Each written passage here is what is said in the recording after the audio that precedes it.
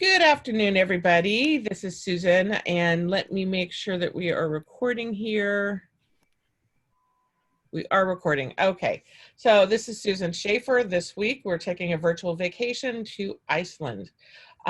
Just to let you know, if you haven't done this before, Take a Virtual Vacation is a weekly webinar where we visit different destinations, either domestic or international. Since travel right now is not really happening as much as it was prior to March of this year. And everybody needs a break and wants to go on vacation. So right now, we're doing it virtually. So Take a Virtual Vacation is brought to you by the cooperation of 4 different travel agents and travel agencies. There's myself, Susan Schaefer. I'm with Ships and Trips Travel in Tennessee. We have Maria Stephanopoulos with Ingenious Travel in Florida.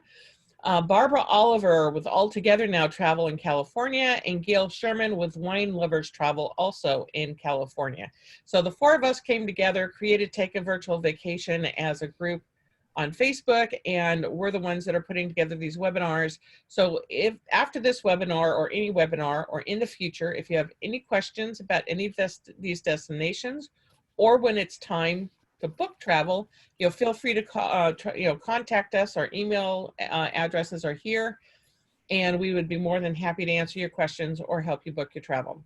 So with that, I'm going to hand this off to Jessie, and she is going to take us on vacation through Iceland. Alrighty, I'm gonna make sure that you guys can see my screen before I head on. Yep, all good.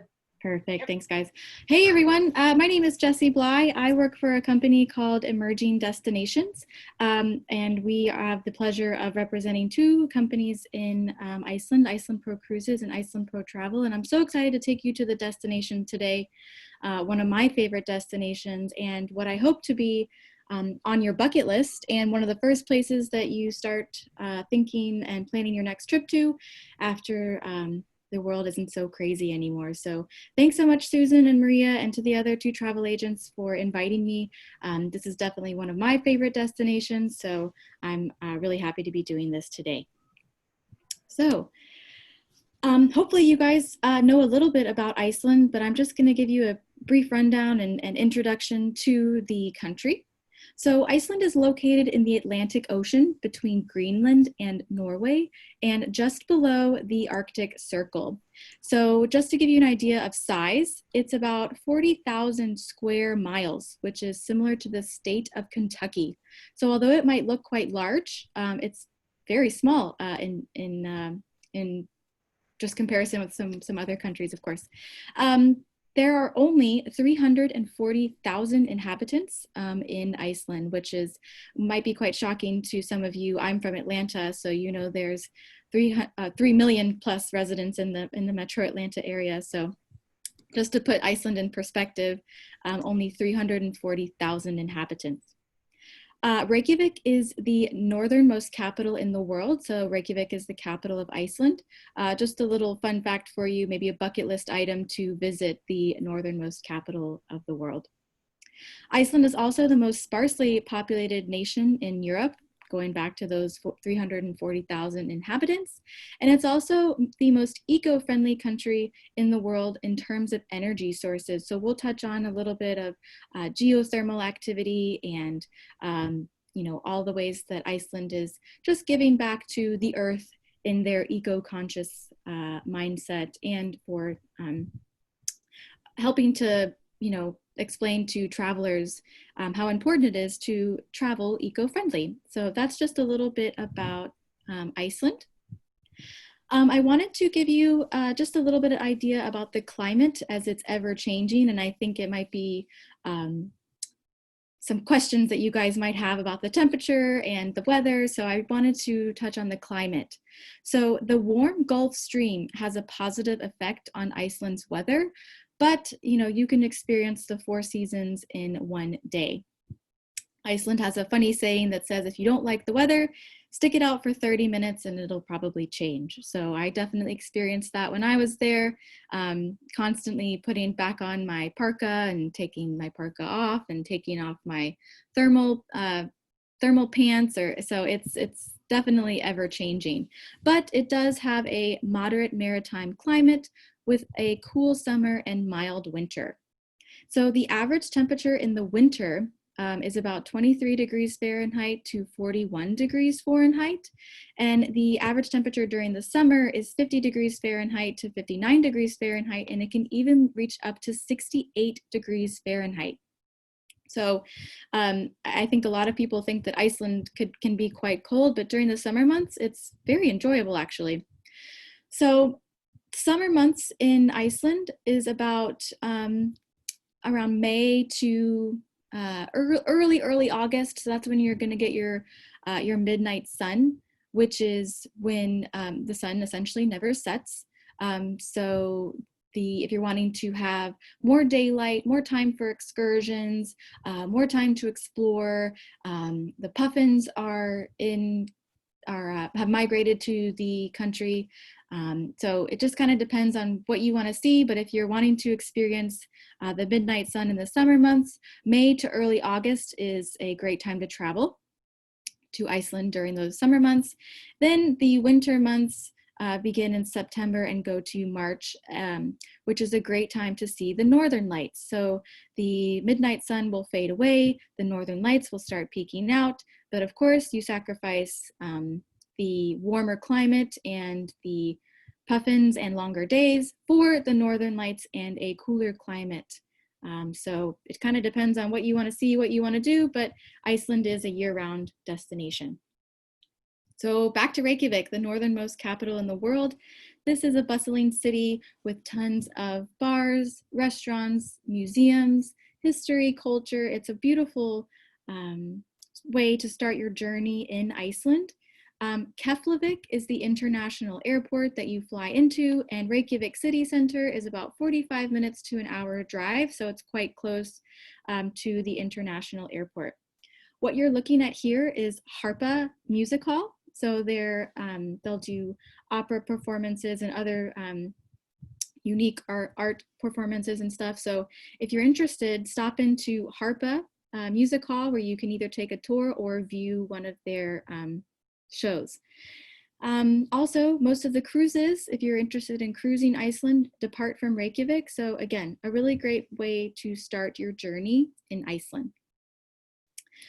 This is one of the famous churches in Reykjavik. It's the tallest building in Reykjavik, believe it or not. And if you can see in the bottom right-hand corner, that's a statue of Eric the Red outside of the church. Eric the Red is said to have discovered Iceland and named it Iceland because he wanted to deter future explorers from visiting the island. He wanted it all to himself, so named it Iceland, and that's why he named Greenland Greenland. So he actually deterred a lot of people away from the country by flip-flopping the names, just for your information. But anyhow, this beautiful church is in city center of Reykjavik, and I highly, highly recommend taking a tour. The main religion in Reykjavik is Lutheran, believe it or not. So this is a Lutheran church. Oh, the ever famous Blue Lagoon. Definitely a must stop when you are traveling to Iceland. So when you fly into Keflavik, the Blue Lagoon is about halfway between Keflavik and Reykjavik. So it is a little bit out of the way, but a really great place to stop if you've just flown in and you want to maybe shake off some jet lag. So the Blue Lagoon is, of course, a natural hot spring. So this is, again, one of the geothermal wonders of Iceland. You can spend anywhere from an hour to the whole entire day here at the Blue Lagoon. There are tons of spa services that are offered. There are lockers for you to store your luggage. There's a wonderful restaurant called the Lava Restaurant. And one of my favorite things is the walk-up bars. So you can be swimming around the Blue Lagoon and taking your mud treatments, walk up to the bar, enjoy a nice drink, and you can go in and out as you please. So if you have the time, great. It's great to spend a little bit of time at the Blue Lagoon, or you can also just do a quick trip as well. They have a new hotel where you can actually stay near the Blue Lagoon as well. I want to mention, if you don't have the time to experience Iceland, you can spend anywhere from 7, 10, 12 days in the whole country. If you're just using Iceland or Reykjavik as a stopover, the Golden Circle is a must do. So from Reykjavik, you can start your Golden Circle journey, which is about an 8-hour day tour. And it consists of Iceland's 3 most popular tourist attraction, which is Gullfoss Waterfall, Geyser Geothermal Area, and Thingvellir National Park. Geyser Geothermal Area is this picture to the right, and Thingvellir National Park is actually where Iceland had their first parliament. It's where 2 tectonic plates come together. It's actually a really cool place for you to visit. This is that Gullfoss waterfall that I was talking to you about. There's tons of different waterfalls in Iceland. When I was there, I thought that I'd get sick of seeing a waterfall after waterfall after waterfall, but each one is more extravagant than the others. So definitely one of the popular attractions of the country are its extensive waterfalls. So again, that's the Golden Circle, which is a great way if you have limited time in Iceland.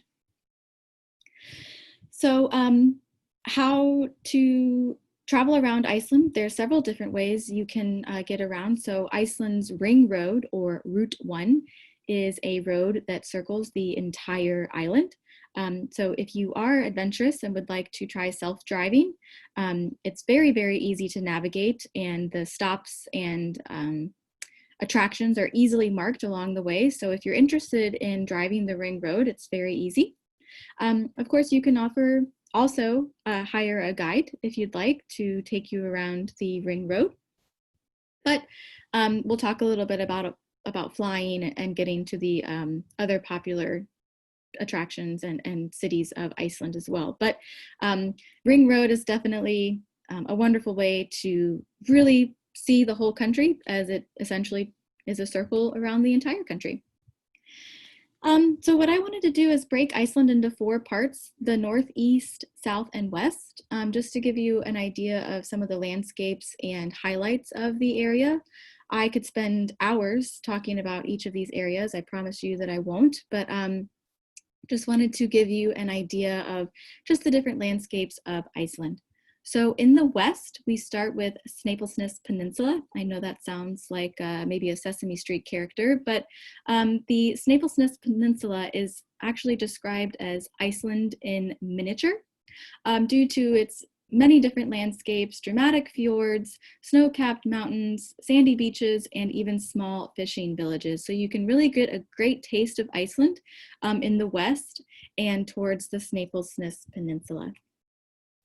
Within the Snaefellsjokul Peninsula, you have the Snaefellsjokul Glacier. I'm working on my Icelandic, so I'm not sure if I'm pronouncing that one quite correct. But anyway, it is essentially the pearl of the Snaefellsjokul Peninsula, and it's actually located on top of a crater where Jules Verne set the setting for his journey to the center of the Earth. So that's a little fun fact for you right here on this glacier. Now, you see super jeeps and snowmobiles and people kind of walking about. So this is quite an adventurous excursion, this particular glacier, but just keep in mind that you can be as adventurous or not adventurous as you'd like in Iceland. The super jeeps are a great way to just kind of enjoy the scenery without doing too much strenuous activity. The ever famous puffins. So Iceland is home to 60% of the world's puffin population, and 60 million puffins visit Iceland a year. They actually migrate to the out to the ocean when it's not the summer months of Iceland. So just a little fun fact for you there. So puffins are easy to sight, especially in West Iceland from about June to September. So the Snaefellsjokul Peninsula and the western portion of Iceland are great for puffin watching and bird watching in general. So that kind of wraps up the western portion of Iceland. Moving on to the north, scratching the Arctic Circle, this region offers a large spectrum of scenery to explore. The waterfall that you're viewing right here is called Detfoss Waterfall. It's Europe's most powerful waterfall. So as you can see, if you can spot the tiny little human up there on the left-hand side, it's absolutely magnificent. And this is it just at the midnight sun. So you can see it almost looks a pinkish hue while the sun is setting. One of my absolute favorite areas in the north is the Lake Myvatn Nature Reserve. And it's actually one of the most popular destinations in Iceland. To the left here, on the screen here, you can see the Myvatn Nature Baths. I highly, highly recommend this if you have the time over the Blue Lagoon, as the scenery is absolutely incredible and the Blue Lagoon can get quite crowded.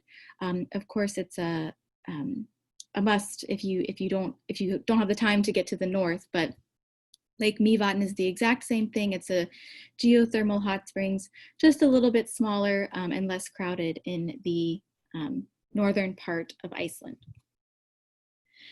Also located in the Myvatn Nature Reserve, there's Godafoss Waterfall. Again, another waterfall, but just as beautiful as the others.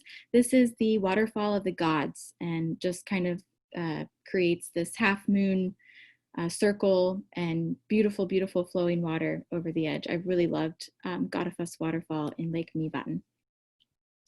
Also in the north of Iceland, there is it's what's called Husavik. So nowhere else in the world do more whales gather than in the waters of North Iceland. 99% of the time when you go whale watching in Husavik, you have chances to sight whales. So that's during the summer months, just for your information. But there are 13 different species of whales in these waters, and Husavik is known as the whale watching capital of the world. So if you are a whale watching aficionado, Husavik is definitely the place for you, and it's also a really cute town as well. Moving on to the east, this part of Iceland is full of narrow fjords, rugged mountains, remote homesteads, and historic fishing villages. This is when you kind of start to get out of the more densely populated areas of Iceland and really get into these wonderful little villages of Iceland.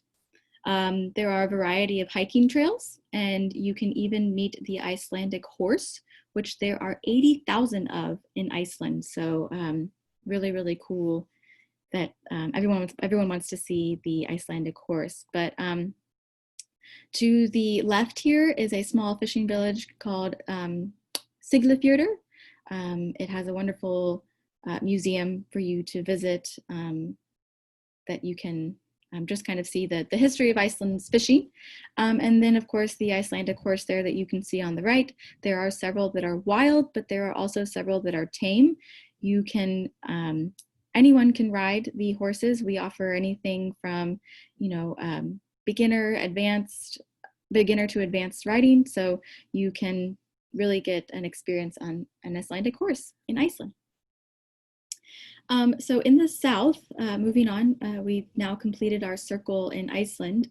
In the south of Iceland, there are some of the best known sites of Iceland in the south. This picture that you're viewing here is the Glacier Lagoon.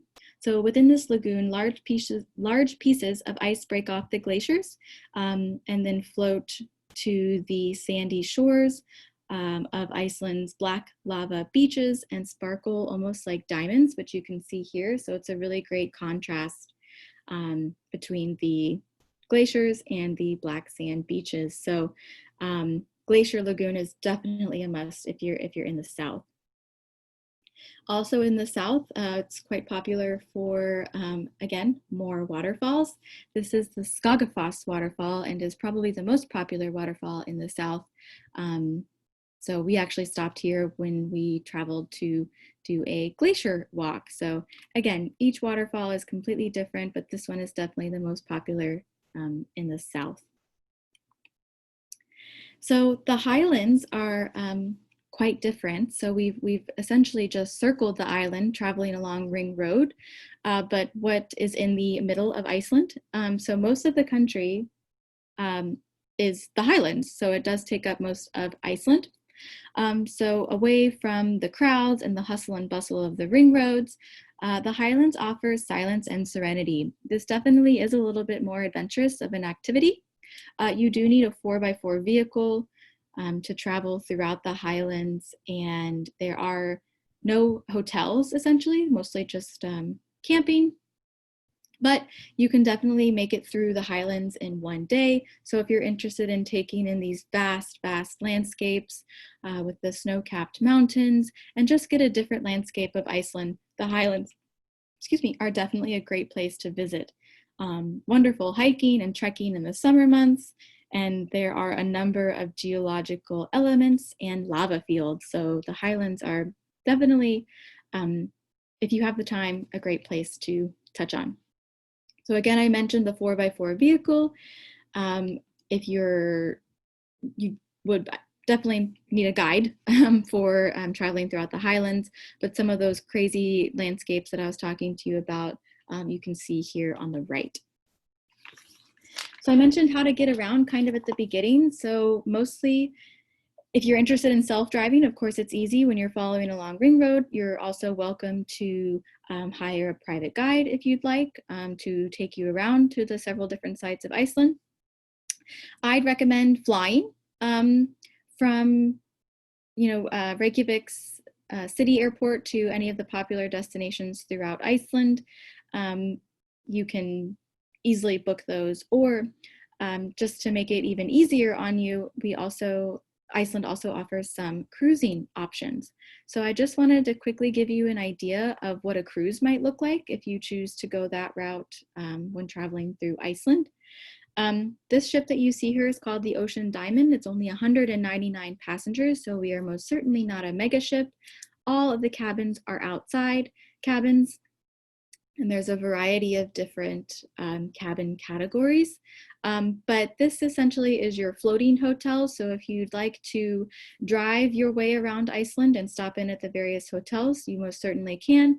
But this particular cruise allows you to travel only during the night and have the whole day at some of Iceland's most popular ports. So this is just to give you an idea of what cruising would look like. The Iceland Circumnavigation that Iceland Pro Cruises offers is about 10 days. So instead of driving Ring Road, you get your floating hotel, like I said, and visit all of these ports. So you start in Reykjavik, head up to Stykkishólmur, go to Ísafjörður, visit the northern part of Iceland, which I mentioned in Siglufjörður and Akureyri, travel around to the east of Iceland, and then end back at Reykjavik. So essentially, you're getting a great taste of Iceland in this 10-day circumnavigation. It's a soft expedition, so again, you can be as adventurous or not adventurous. So you're welcome to stay on board and enjoy the scenery, or you can, choose to get off and do some excursions. Just to give you an idea, one of our comfortable cabins, this is just a picture window cabin, or if you're looking to travel in a little bit more luxurious way, a balcony suite cabin. As I mentioned, those temperatures aren't so scary in the summer, reaching almost 68 degrees, so you are able to utilize your balcony. Some of the highlights on board, we do offer several different reading nooks and this is our observation deck, our observation lounge. The lounge is the word I was looking for, sorry. Several different lounges for you to enjoy the scenery as the boat is pulling out of the port. So you're still getting that beautiful sailing down the fjords. We'll have local guides come on board and lecture about everything and anything from the whale species to the northern lights to the Icelandic sagas in our lecture room. Of course, there's a bar for you to enjoy any alcoholic beverages that you'd like. We'll have a pianist on board. So we have tons of different activities that if you'd like to do that. So you can cruise Iceland, you can drive Iceland, you can fly Iceland. So whichever way you're most comfortable. So that's just an introduction to Iceland. Of course, I could sit here and talk about each different destination, north, east, south, and west for quite some time, but I hope this was helpful to you, and I hope that Iceland is first on your list when you are planning your next trip. So Susan and Maria, I think you had some questions. I know that you might want to take the screen away from me.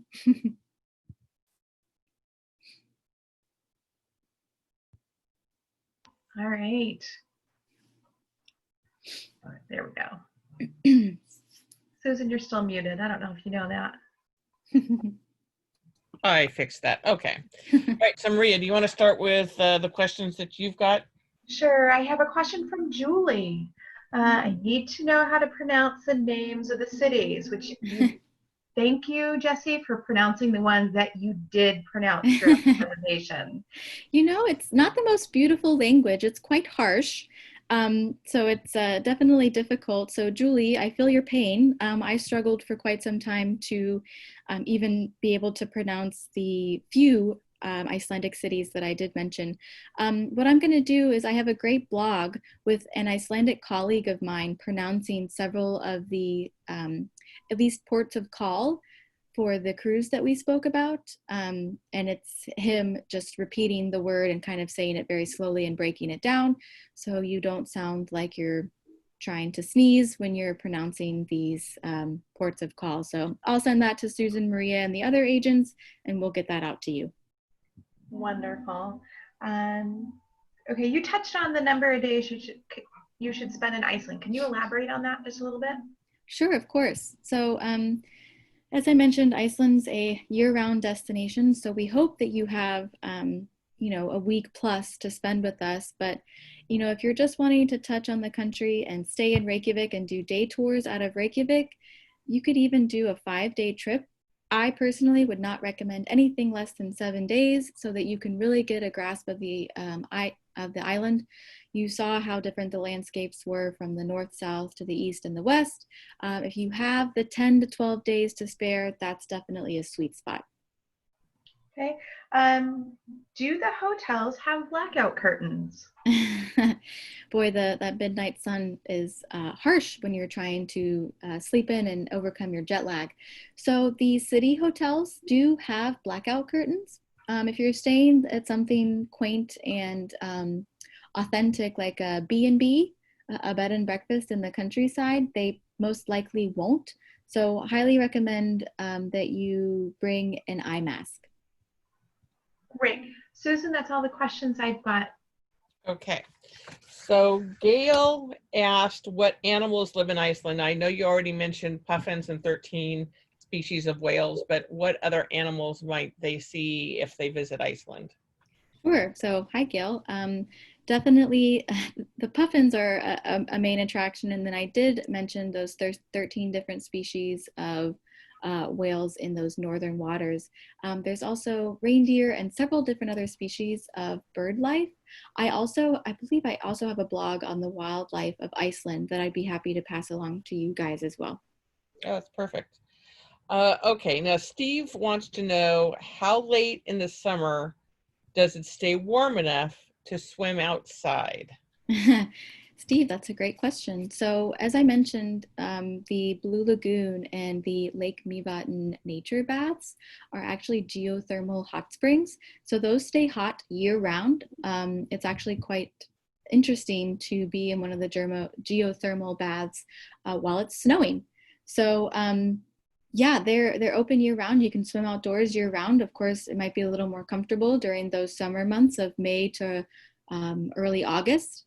But again, even when you're traveling during the winter months, those geothermal hot springs are still like hot tubs. Okay. And then Irma wants to know when is the best time to go and where should I spend most of my time? Good question, Irma. So that's a trick question because with me saying Iceland is a year-round destination, it kind of depends on what you want to see. So as I mentioned, those summer months and the midnight sun from April, Mayish to early, just early August, you'll get your midnight sun, which gives you more time in the day to explore, more time in the day to book excursions. It's daylight, you get to experience the midnight sun, and the puffins are there. But of course, with the midnight sun being there, you have absolutely no chance of seeing the northern lights. So the northern lights will start popping through, believe it or not, in late September. Of course, you have a better chance of seeing them in the dead of winter. But during the November to March months, the weather is quite cold, and if you're self-driving, can be inclement. So it depends what you want to see, what you want to do, and how much time to spend where.